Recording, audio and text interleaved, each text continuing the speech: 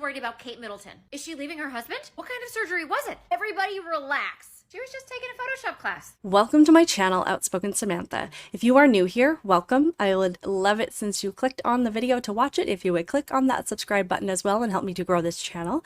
And if you're returning, welcome back. I truly do appreciate you coming back to my channel to support me, and I hope that you are subscribed as well. It's been a few days since the Princess of Wales shared this video on social media to reveal a very serious health diagnosis that she is dealing with right now.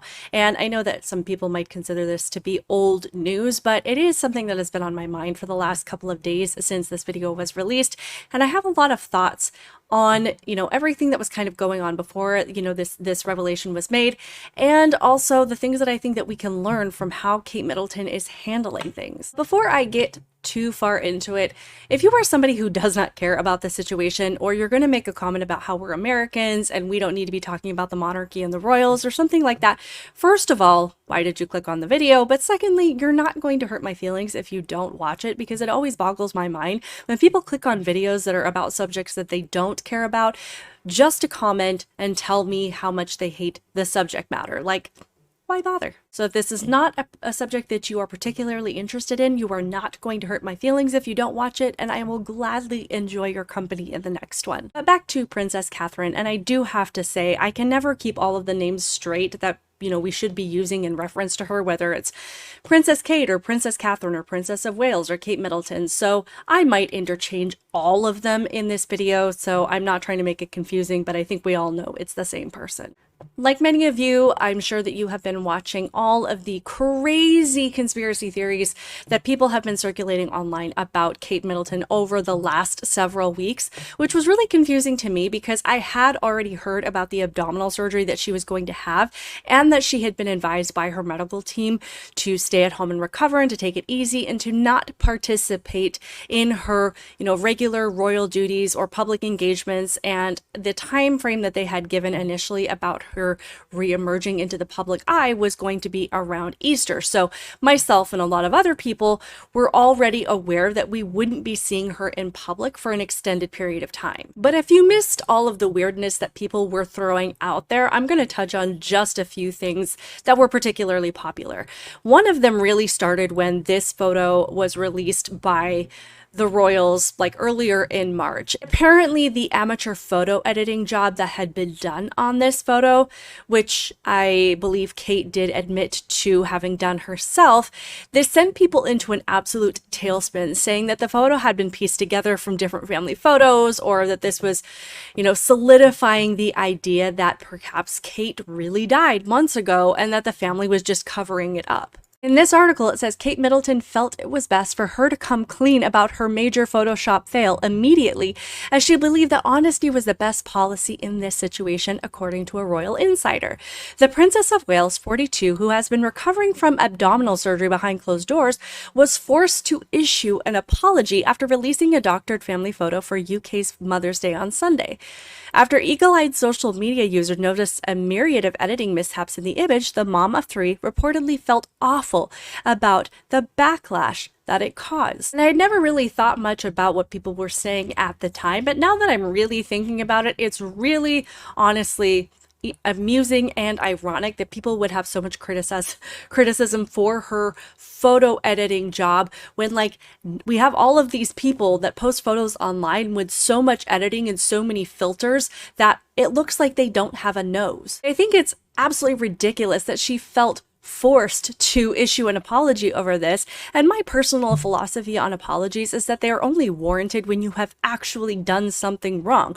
She edited a photo. Why should she have to apologize for not being an expert photo editor? The media should be the ones apologizing to her for being insane about it and causing her stress, knowing that she was recovering from surgery. Anyway, people still did not let up after that.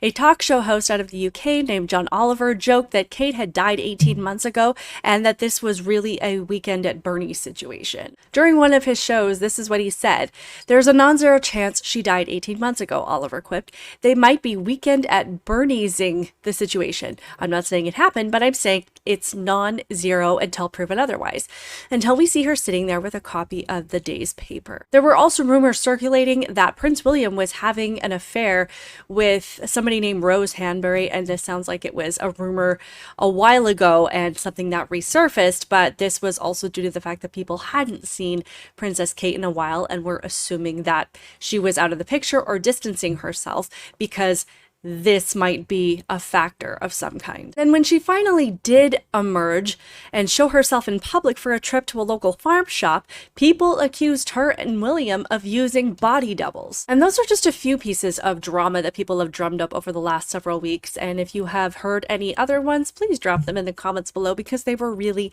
unhinged. But it was really weird. Like I said, it was so weird to see so many people paying attention to the royals when they had, when they could invent all of these crazy stories about them, ironically at a time when they needed us to pay about as much attention to them as we usually do, which is not much at all for most people. But then the Princess of Wales did release a video revealing the heartbreaking news of what it is that she and her family are really dealing with. It's about 2 minutes long, so if you haven't seen it, I highly recommend watching it with me. Otherwise, you can skip ahead about 2 minutes for some thoughts I have on this particular statement. I wanted to take this opportunity to say thank you personally for all the wonderful messages of support and for your understanding whilst I've been recovering from surgery. It has been an incredibly tough couple of months for our entire family, but I've had a fantastic medical team who have taken great care of me, for which I'm so grateful. In January, I underwent major abdominal surgery in London, and at the time, it was thought that my condition was non-cancerous. The surgery was successful. However, tests after the operation found cancer had been present.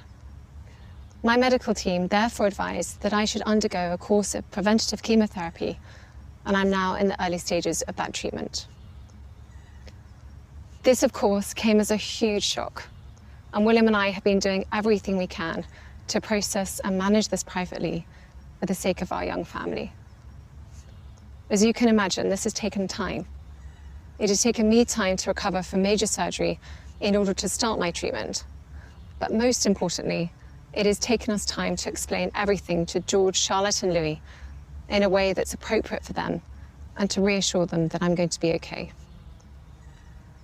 As I've said to them, I am well and getting stronger every day by focusing on the things that will help me heal in my mind, body, and spirits.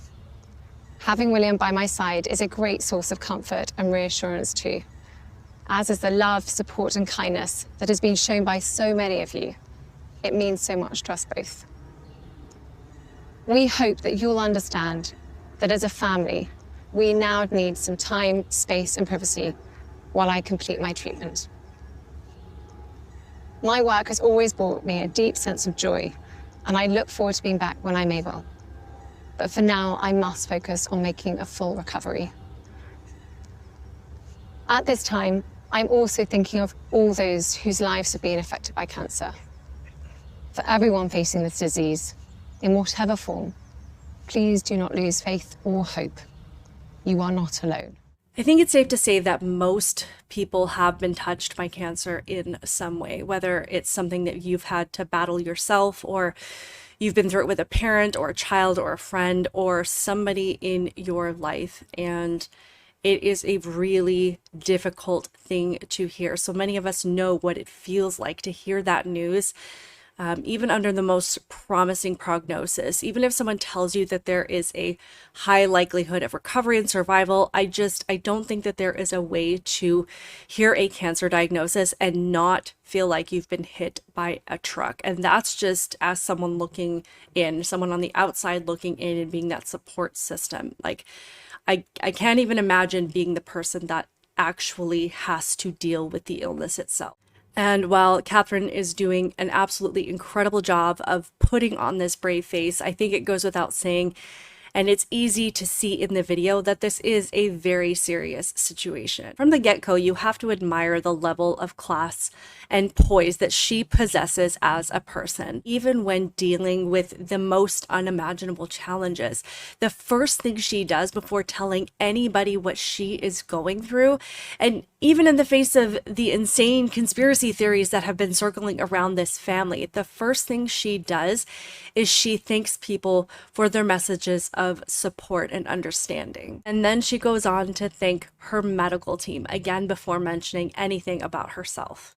But then when she gets into talking about how she's had to address this with her family, there is such a mix of emotions when you think about what those conversations with her children have been, trying to explain something so difficult that regardless of the prognosis that they've been given now, it also comes with a level of uncertainty. And while they've had to address those conversations with their young children, they've also had to deal with the added stress of trying to shield them from all of the crazy rumors that people have started.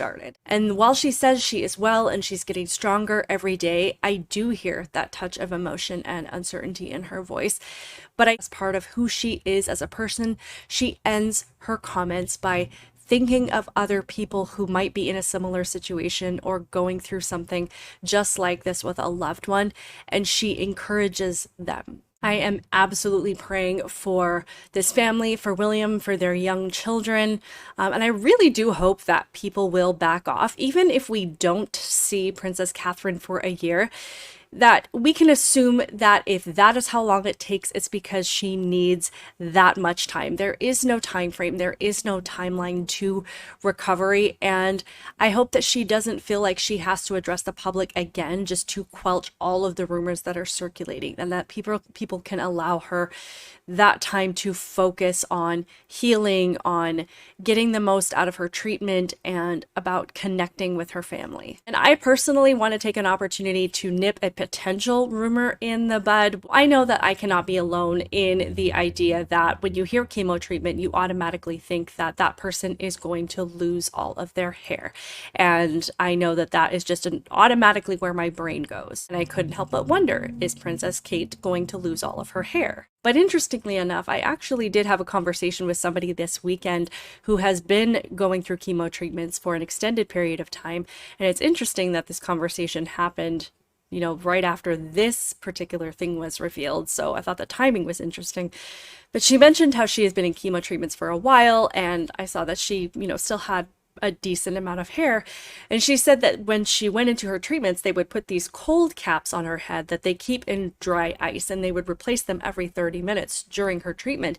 But these are things that are meant to freeze your hair follicles and minimize the effect of the treatment on your hair. So she said that her hair did thin out and she did lose her eyebrows and eyelashes, but she kept most of the hair on her head. So I just wanted to throw that out there in case Princess Catherine does not lose all of her hair, that this is not something that has to happen with every single patient. And if it doesn't happen, it doesn't mean that she is lying about her chemo treatments. And one more thing I wanted to touch on is that it has also been reported that Prince Harry and Meghan Markle learned of Kate's cancer diagnosis the same way the rest of us did, which was through the news. Of course, I am just going to assume that the only people that would be surprised by that, of course, would be Prince Harry and Meghan Markle, because they have repeatedly shown that they cannot be trusted with any sort of personal information. And I absolutely believe that even something as dire as a serious health condition would not be off the table for them to use to exploit for their own publicity. Anyway, I know this topic is not for everyone, but it is something that has been on my mind since this video did come out,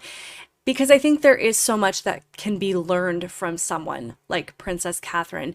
In a world where we have so many people that seem to be incapable of dealing with challenges of any kind and who feel victimized and targeted by even the smallest thing, she serves as this amazing example to everyone that it is possible to face even the most trying of circumstances with positivity and with an attitude of willingness to overcome, and that by no means do your struggles ever have to define who you are as a person. It's how you respond to your challenges that defines who you are. But I would love to hear all of your thoughts about this in the comments below.